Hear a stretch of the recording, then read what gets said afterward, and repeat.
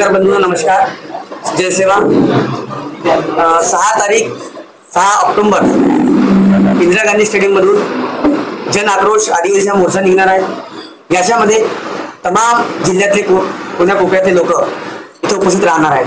तमाम गरीब, मजदूर, राजनीतिक, कर्मचारी वर्ग हा सर्व मोर्चाला उपस्थित राहणार आहे।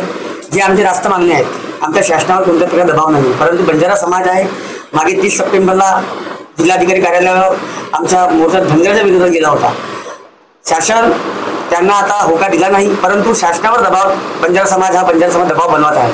त्या लढ्यासाठी ते आपली संख्या दाखवत आहेत। प्रत्येक जिल्ह्यामध्ये वेगवेगळे 47 जातीचे लोक राहतात। इथं आमच्या इथं 47 जाती सोडून 2-3 जमातीचे लोक इथं राहतात, जसे की गोंड आहे, हलबी आहे, अजून पुष्कळशी जाती इथं राहतात। तर आम्ही मोठ्या संख्येमध्ये इथं आज गोंदिया जिल्हाधिकारी कार्यालयावर इंदिरा गांधी स्टेडियमच्या माध्यम तिथून निघून पुढे संपूर्ण समाज बांधव तिथे एकत्र होणार आहेत आणि बंजारा समाजाला दाखवून देणार आहे की आमची आदिवासी ताकद आहे। जे तुम्ही गावाच्या समाजाने घुसखोरी करता हा तुमचे चुकीचा निर्णय आहे। आणि आताच आमचे मित्र, आमचे माननीय चेतन भोईने सांगितलं, तुमराम साहेबांनी सांगितलं, तमाम आमचे नेते मंडळी आहेत, हे तुम्हाला अजून त्याच्यावर प्रतिक्रिया देतील। आणि आम्ही सर्वांना आवाहन करतो त्या तमाम आमचे आदिवासी बांधव कान्याकोपऱ्यातून आलेले सर्व झुटी जंगलामधून या आणि आपले लहान मुलांना धरून या। आपली ताकद एक दाखवा, एक आदिवासी लाख आदिवासी ताकद आहे, असं आमचं ध्येय आहे की ह्या मोर्चाला लाखो नाही तर लाखो दुप्पट आम्ही मोर्चा इथं 6 ऑक्टोबरला आम्ही करणार आहोत। हीच आमची जिल्हाधिकारी रास्त मागणी आहे।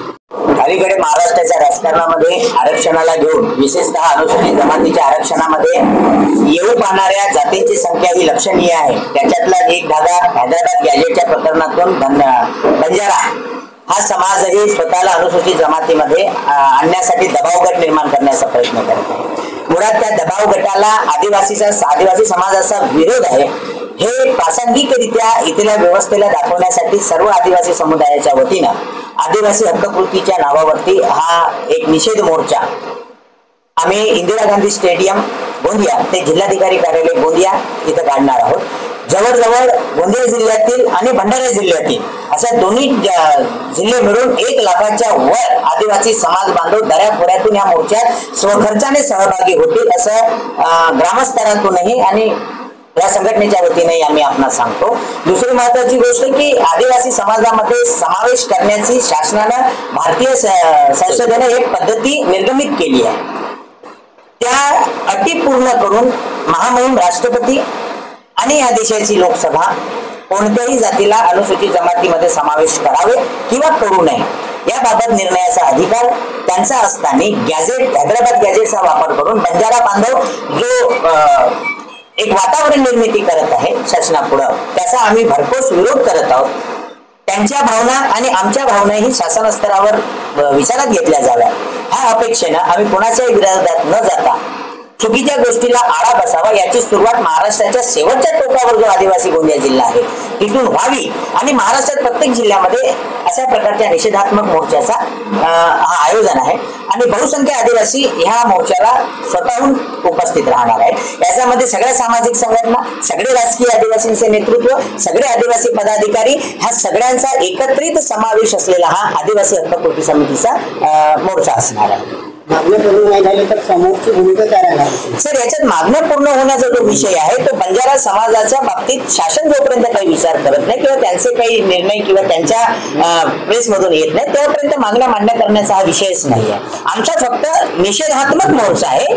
ज्याप्रमाणे बंजारा समाज हे दाखवू इच्छितो की आम्ही आदिवासीमध्ये घ्या, याच्यावर अजून कोणताच निर्णय झाला नाही। आम्ही आपला निषेध नोंदवत आहोत की तो समाज कायद्यात्मक तरतुदी पूर्णच करू शकत नाही आणि म्हणून त्याला आदिवासीमध्ये समावेश करता येणार नाही ह्या आमच्या सुप्त भावना संवैधानिकरित्या आम्ही मांडण्याचा प्रयत्न करत आहोत। इथं मागण्या मान्य करण्याचा काही विषय नाही। याच्यानंतरच्या ज्या दुसऱ्या संलग्नित 2-3 मागण्या आहेत त्या मागण्याच्या संबंधाने मग आम्ही त्याचा पाठपुरावा करणार आहोत की त्या मागण्या शासन स्तरावर पूर्ण झाल्या पाहिजे। ज्याच्यामध्ये गोंदियामध्ये बहुसंख्य आदिवासी समाज या जिल्ह्यात असताना या ठिकाणी आदिवासींना स्वतःचा सांस्कृतिक भवन नसणे आणि आदिवासी समाजाने त्यांची बैठक रेस्ट हाऊस मध्ये घेणे, तर आमच्या मोर्चाच्या माध्यमातून प्रमुख मागणी 2 नंबरवर 3 नंबरवर राहणार आहे की ह्या जिल्ह्याचा नावच गोंदिया आहे आणि त्यांना हक्काची जागा मिळावी ह्या मागणीचा मात्र या मोर्चातून आम्ही पाठपुरावा करणार आहोत। कारण अख्ख्या गोंदिया जिल्ह्याला आदिवासी विकास निधीचा जो निधी जातो त्याच्यातून आमचा हक बनतो की आम्हाला गोंदिया शहरामध्येही एक छत पाहिजे।